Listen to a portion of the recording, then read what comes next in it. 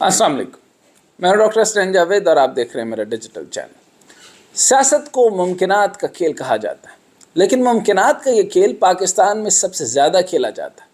तो पाकिस्तानी सियासत में कुछ भी हो सकता है, दुनिया भर में इसकी मिसाल मौजूद नहीं। वो जो कहते हैं कि इंसाफ होता नज़र आना चाहिए, तो इंसाफ का तो पता नहीं, लेकिन रिलीफ तो साफ मिलता नज़र आ रहा है। वैसे रिलीफ को कुछ लोग नेगेटिव मानों में भी लेते हैं, लेकिन रिलीफ वो होता है जो वकला मुल्ज़म या फिर मुजरिम को अदालत से कानून की रोशनी में लेकर देता है। बस आपका वकील तगड़ा होना चाहिए, और वकील हमारे सिस्टम में कैसे तगड़ा होता है ये आप अच्छी तरह जानते हैं। तो चंद दिन पहले मैंने कहा था कि नवाज शरीफ के लिए तो रावी ने चैन ही चैन लिखा है, तो चैन का एक मतलब रिलीफ भी होता है। तो आज मियाँ साहब को एक और बहुत बड़ा रिलीफ मिल गया। इस्लामाबाद हाई कोर्ट ने अल अजीज़िया और एवन फीड रेफरेंस में एहतसाब अदालत की जानिब से सुनाई गई सज़ा के ख़िलाफ़ अपील बहाल कर दी है। इस्लामाबाद हाई कोर्ट के चीफ जस्टिस आमिर फारूक की सरबराही में 2 रुकनी बेंच ने अपीलों के ख़िलाफ़ दरख्वास्त पर फैसला सुनाया। मुस्लिम लीग नून के कायद और साबिक वज़ीर आज़म नवाज शरीफ के ख़िलाफ़ एवन फील्ड अल अजीज़िया रेफरेंसेस में ज़मानत और सज़ा के ख़िलाफ़ दरख्वास्तों पर समाअत हुई। दौरान समाअत प्रोसिक्यूटर जनरल नैब ने कहा कि पटिशनर यानी नवाज शरीफ जिस लम्हे सरेंडर किया, इसने खुद को अदालत के रहमो करम पर छोड़ दिया। चीफ जस्टिस ने सवाल किया, क्या आप अपील को निंदा को गिरफ्तार करना चाहते हैं? प्रोसिक्यूटर जनरल नैब ने कहा कि इसके बारे में पहले ही बता चुका हूं कि हमें गिरफ्तारी नहीं चाहिए। चीफ जस्टिस ने का कहना था कि आपसे बतौर अदालती मामन पूछ रहे हैं कि अपील बहाल हुई तो जमानत का स्टेटस क्या होगा, यानी अपील अगर बहाल होती है तो जमानत का स्टेटस क्या होगा। प्रोसिक्यूटर जनरल नैब ने कहा कि आप अपील को निंदा से दोबारा जमानती में चल के ले लें। जस्टिस मियां गुल हसन का कहना था कि मेरा ख्याल है कि प्रोसिक्यूटर जनरल ने बड़ी वाज़ेह पोजीशन ले ली है। प्रोसिक्यूटर जनरल नैब ने कहा कि हमें नवाज शरीफ की अपील बहाल करने पर कोई एतराज़ नहीं, इश्तिहारी ने अदालत के सामने सरेंडर कर दिया है, तो इसकी अपील बहाल होनी चाहिए।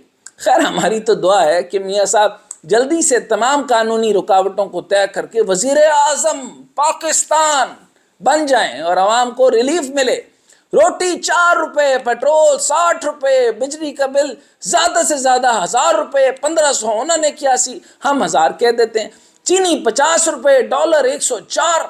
वाह, अगर मियाँ साहब ये सब कुछ कर सकते हैं और आवाम को और क्या चाहिए? आवाम चाहती क्या है? आवाम की तो तलब ही कोई नहीं है, रसद आपके पास है कोई नहीं। लेकिन क्या मियाँ साहब वाकई ये सब कुछ कर सकेंगे? क्योंकि इनसे तो आराम से अपना वक्त ही नहीं निकाला जाता। 3 बार इन्हें मौका मिला वज़ीर आज़म बनने का। अच्छा मौका मियाँ साहब को 1997 में 2/3 अक्सरियत के साथ दिया गया, मगर मियाँ ने ना खेला ना खेलने दिया। इसके बाद सबसे बड़ा मौका 1913 में दिया गया, मगर 2013 में भी इनका किया कराया सामने आ गया, और मुझे क्यों निकाला कहते कहते लंदन जा पहुंचे। तो मियाँ साहब आते तो बड़े ज़ोर और शोर के साथ हैं, लेकिन फिर या तो इनकी जर्नैलों से नहीं बनती या फिर जजेस के ख़िलाफ़ हो जाते हैं। कौम को ये नहीं भूलना चाहिए कि ये मियाँ साहब ही थे जिनके दौर में हुकूमत में नून लीग मुल्क की सबसे बड़ी अदालत सुप्रीम कोर्ट पर चढ़ दौड़ी थी, और जजेस ने भाग कर जान बचाई थी। जजेस ने भाग कर जान बचाई थी, क्योंकि मियाँ साहब को लगता है कि इनके खिलाफ फैसला आ जाए तो किसी की जुर्रत कैसे है कि उनके खिलाफ फैसला आ जाए। तो मियाँ साहब ने आज ये करके दिखाया। What a confident man he is. उनको ये कहते हैं कि किसी की जुर्रत नहीं हो सकती कि मियाँ के खिलाफ कोई फैसला ले, और आज ये साबित हुआ जाता है। और आप देख रहे हैं कि मियाँ साहब को रावी ने चैन ही चैन लिख दिया। अब आप ये देखिए कि आगे आने वाले मामलात हैं क्या। मियाँ साहब को क्या करना है? इकोनॉमिक रिफॉर्म्स कर सकेंगे, ब्यूरोक्रेटिक रिफॉर्म्स, वही फवाद हसन फवाद तो अभी भी टीम में। इसी तरीके से सब लोग जो हैं वो काकड़ समेत सारे के सारे मुस्लिम लीग नून के बी टीम के थे, जो मैं हमेशा से कहता जा रहा हूँ। यानी काकड़ साहब, अब्दुल्ला देवाने और बाकी जो है वो बहुत सारी जगहों के ऊपर जो है वो कहते हैं कि साड़ी पंजाबी चाक दें कि पराई जानते अहमक नचन। तो अब इसी तरह का मामला बन गया कि सारे के सारे जो आपने इंटरिम गवर्नमेंट के लोग हैं वो अपने आप को इलेक्टेड गवर्नमेंट समझ के हर जगह पूरी दुनिया के अंदर जाते हैं, लेकिन अब उनका उस तरह का इस्तकबाल जब नहीं होता और लोग उनके साथ उस तरह से उनको वेलकम नहीं कर पाते, तो फिर इसी तरीके से बात अगर मैं करूं तो उनको बुरा लगता है कि जंज पराई ते अहमक नचन, तुसी अहमक ना भेजो, जदों तुसी अहमक भेजो तो क्या हो सी। तो यही उस जो मैं दसदा वदा کہ اکنامک ریفارم بنانے. دوسرا bureaucratic reforms. State owned enterprises کا جو اب آپ نے لوٹ سیل لگانی ہے، دبا دب لوٹ سیل. پی آئی اے کی آج ہی کی خبر آپ کے سامنے آپ کی نظر کر دیتا ہوں. Over 300 P I a flights cancel in a day. اور پھر اس کے علاوہ بتا دوں کہ 80 کروڑ یومیہ نقصان کر رہا ہے پی آئی اے. اسٹیل مل کی داستان میں نہیں کھولتا، وابڈا کی داستان میں نہیں کھولتا، یہ ساری داستانیں آپ کو پتہ ہے. کیا یہ کر پائیں گے؟ چھوٹا سوال. میں اسٹیٹ اونڈ انٹرپرائزز 202 ہیں، اس کے اوپر میں ڈیٹیل میں نہیں جا رہا. پھر ریسٹرکچرنگ آف پی آئی اے آ گیا، اسٹیل مل آ گیا، وابڈا آ گیا. ابھی آئی پی پی اس کو چھوڑ دیں کیونکہ وہ ان کے رشتہ دار ہیں، وہ ان کو ہاتھ کیسے ڈالیں گے؟ انہوں نے تو پاکستان کے خلاف کیس کر ڈالیں کہ ان پہ جرمانہ لگاؤ. اربوں روپے جرمانے کے مد میں وہ لے بھی چکے ہیں. اس کے علاوہ ریلوے ٹھیک کر پوسن نہ جی نہ.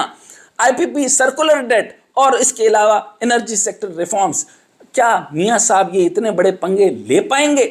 اور جب پنگے نہیں لے پائیں گے پھر وہ کہیں گے کہ میں نئے پروجیکٹس لایا ہوں، کیونکہ پچھلے کو تو کھولنا نہیں چاہتے. جب نئے پنگے لیں گے تو نئے پروجیکٹس ہوں گے، نئے پروجیکٹس ہوں گے تو پل کھلیں گے. محسن نقوی صاحب کے بارے میں بہت تعریف سن رہا ہوں. وجہ یہ ہے کہ سارے پل بنیں گے تو ان میں سے کھانچا نکلے گا. یاد رکھیں، میں ایک جگہ ایک ادارے کے اندر تھا، میں نے کہا یہ فوری طور پہ کنسٹرکشن کیوں کروا رہے ہیں؟ انہوں نے جواب مجھے کہا کہ ڈاکٹر صاحب ذرا کان دیں. میں نے کان دیا. انہوں نے کہا جب کوئی بلڈنگ اسارن گے تو ساڈا کوئی بچوں کٹ نکل سی نا. تو اب مجھے سمجھ آیا، ہر اینٹ، ہر بجری، ہر سریے، ہر لوہے میں سے کٹ نکلا کرتا ہے. اس لیے پروجیکٹس ہوتے ہیں. بھائی صاحب، جب تک آپ بنیادی چیزوں کو ٹھیک نہیں کرتے تو معاملات ٹھیک نہیں ہوتے. پھر کیا ہوتا ہے؟ کلیش آف ٹائٹن ہوتا ہے. پھر کیا ہوتا ہے؟ ججز کے ساتھ تکلیف شروع ہو جاتی ہے. پھر کیا ہوتا ہے؟ جرنلز پسند نہیں آتے. پھر کیا ہوتا ہے؟ پھر میاں صاحب کا ایک ہی کام رہ جاتا ہے، فلاں لوگ جو ہیں اتنے جرنلز آئے تھے، ٹوپی اتار کے میرے پاس آتے رہے، سلوٹ نہیں مارا. یہ چھوٹی چھوٹی پیٹی گیمز کے اندر چلے جاتے ہیں. وہ اپنے آپ کو اس درجے سے وہ نیچے لائیں گے تو عوام کی خدمت تک اتریں گے. تو عوام کی خدمت یہ نہیں کر سکتے. مخدومین کا لفظ بھی آپ کو یاد رکھے کہ مخدومین جن کی خدمت کی جاتی، خدمت کے لیے نہیں آتے، یہ خادم نہیں ہوتے. تو چنانچہ آپ میاں صاحب آ گئے ہیں. تو میاں صاحب جو چاہتے ہیں، آپ کی عوام جو چاہتی ہے، آپ ان کو تاحیات وزیر اعظم بنا دیں. آپ اس گورکھ دھندے سے نہیں نکل سکتے. یہ ریفارمز کی جو میں داستانیں سناتا ہوں اور جب میں میرٹوکریسی اور ٹیکنوکریسی کی بات کرتا ہوں، مجھے خود لگتا ہے کہ کئی دفعہ میں خرافات پہ کام تو نہیں کر رہا. اگر خدا کی قسم میرے سامنے سنگاپور کی اور ایسی ڈوبی ہوئی ممالک کی مثالیں نہ ہوتی کہ ڈوبی ہوئی مملکتیں بھی اٹھ سکتی ہیں اور بڑی بڑی ترقی کر سکتی ہیں اور جی ڈی پی کی انتہاؤں کو چھو سکتی ہیں. اگر میں پاکستان سے ہوپ کو ختم نہیں کر سکتا. پاکستان آج بھی ان کرپٹ لوگوں کو کھلا رہا ہے تو یقینی طور پر اس پورے پاکستان کی 25 کروڑ عوام کو کھلا سکنے کی اہلیت رکھتا ہے، اگر یہ دیمکیں یعنی نواز شریف صاحب نہ کھا جائیں.